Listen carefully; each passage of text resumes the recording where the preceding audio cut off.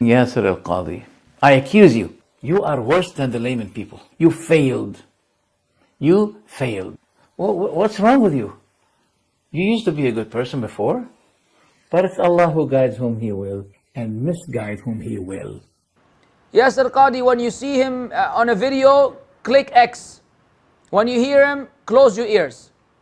Lest you want to be exposed to fitna, and then he will guide you a little bit and then misguide you a lot. Of course, anything that Yasir Qadhi says at this point is probably wrong. We are at a point with Yasir Qadhi where if he says the sky is blue, I have to double check 3-4 times, making tremendous discoveries that no one else has ever made. Good stuff with bad stuff. What will resonate with you is the bad stuff that you don't know. There is not just one sheikh on the globe. There are hundreds of thousands. But the problem is if we keep on saying this one's bad, that one's bad, this one's bad, take the goodness and leave whatever you consider an error. Leave it out.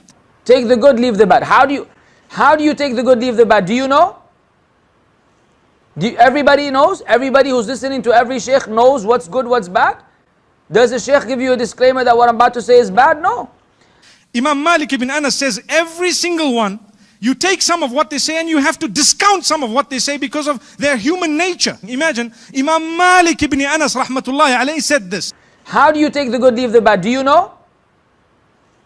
Everybody knows? Everybody who's listening to every sheikh knows what's good, what's bad? Does the sheikh give you a disclaimer that what I'm about to say is bad? No.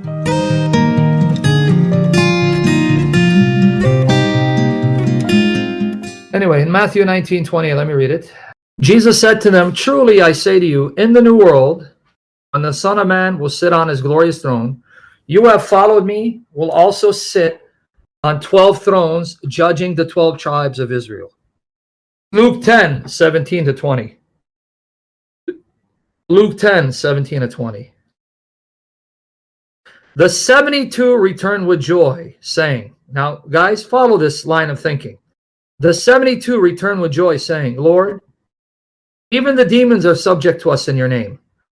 No one can deny Judas is present. He's one of the 72.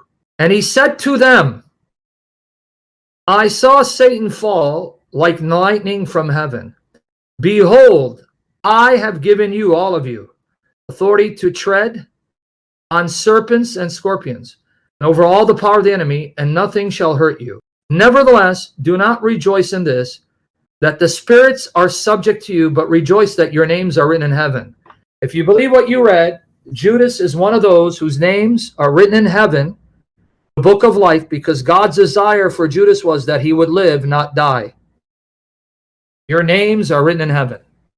In the book of life, every creature that will exist, his name is there, showing God's intention that he wants every human being to be saved.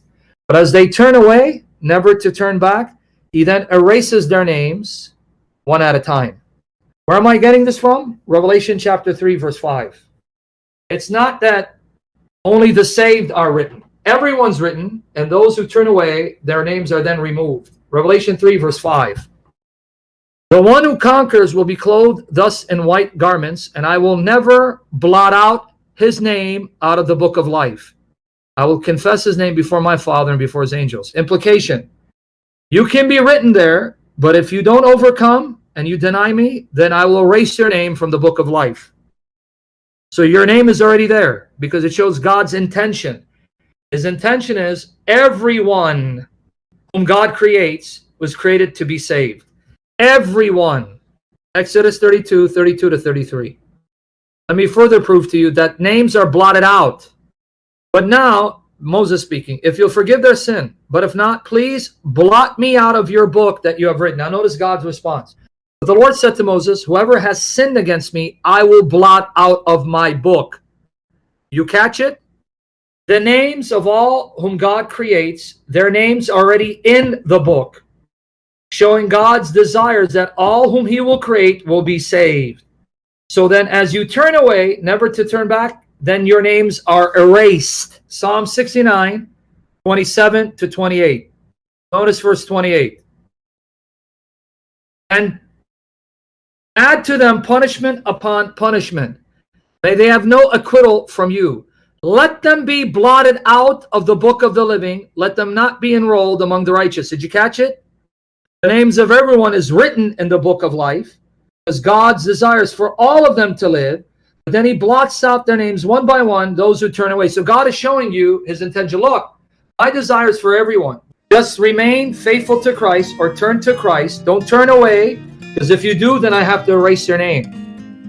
The fact that 99% of your teachers say something doesn't mean it is the correct truth. The fact that you have not heard contrary and all the mashayikh you study with have not heard contrary means nothing. Very few people are brave enough or foolish enough, depending on how you want to look at it, because it comes with cons when you break away, right? To go outside the box and think for themselves. He has high qualifications. If Allah guides him, we will celebrate, wallah. We will be very happy. If Allah guides him back to what he was upon, we will be his supporters. I will like his Facebook page and put links on my channel. What's wrong with you? You used to be a good person before, but it's Allah who guides whom He will and misguides whom He will.